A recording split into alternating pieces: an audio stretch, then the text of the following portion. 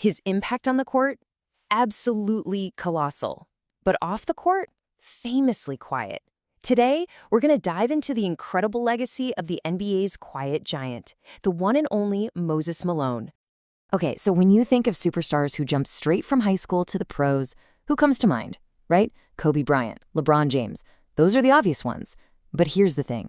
They weren't the first. So who was? Who was the guy who kicked open that door for all the legends that followed? That would be Moses Malone. Yep, he was the trailblazer, the very first player to make that leap straight from high school to the pros. And you have to understand, back then, that was just unheard of. It was a move that completely changed the game forever. And on the court, man, Malone earned one of the best nicknames ever, Chairman of the Boards. Now, if you're not a big basketball fan, boards just means rebounds. And this wasn't just some cute, catchy name, no way. It was a title he earned through just sheer, relentless dominance under the hoop, night in and night out. Want to put that nickname into perspective? How about this number? Over 16,000 career rebounds. 16,000! To this day, that still puts him in the top 5 of all time, right up there with giants like Will Chamberlain and Bill Russell. He didn't just grab a few rebounds. He absolutely owned the glass. But look, his greatness went so far beyond just rebounding. I mean, 3 MVP trophies and a championship ring. That tells you everything you need to know about his overall dominance. He was the absolute cornerstone of that legendary '83 Sixers team.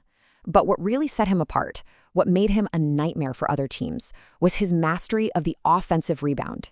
He had this uncanny timing that would just give his team these demoralizing second, third chances to score. It was incredible. And speaking of that '83 championship run, it gave us one of the most iconic predictions in all of sports history. Someone asked him how the Sixers were going to do in the playoffs. His answer? Just 3 words. Foe, foe, foe. He was predicting a clean sweep through all 3 rounds. And you know what? They almost did it. They lost only 1 single game. It's just the perfect snapshot of his quiet but absolutely unshakable confidence. And this is where the story gets so interesting, because you have this incredible contrast. On the court, he was a ferocious competitor, right? A relentless force who would even trash talk you, but in this kind of quiet whisper. But then off the court, the complete opposite. A quiet, humble guy who was totally happy with a really simple life. And if you need an example of that humility, how about this? Try to picture it. A 3-time league MVP, a superstar at the absolute peak of his fame, just riding the bus with everybody else. I mean, can you even imagine that in today's sports world? It's almost unthinkable. But that was just Moses, a true giant of the game who never, ever saw himself as bigger than anyone else.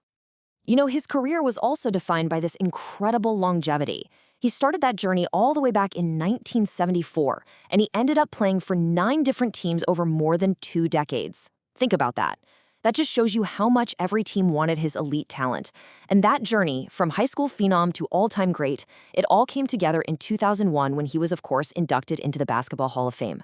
A no-brainer. So when you look back, Moses Malone's legacy is really twofold, right? On one hand, he was just an absolutely dominant player. I mean, the championships, the MVPs, the numbers speak for themselves. But he was also a true pioneer. By taking that leap, that jump that no one had ever taken before from high school to the pros, he fundamentally changed the path for entire generations of players who came after him.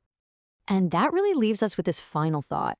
It's one thing to be a legend, to be remembered for being great at your sport, but it's something else entirely to be a pioneer, to be remembered for changing the whole structure of the game.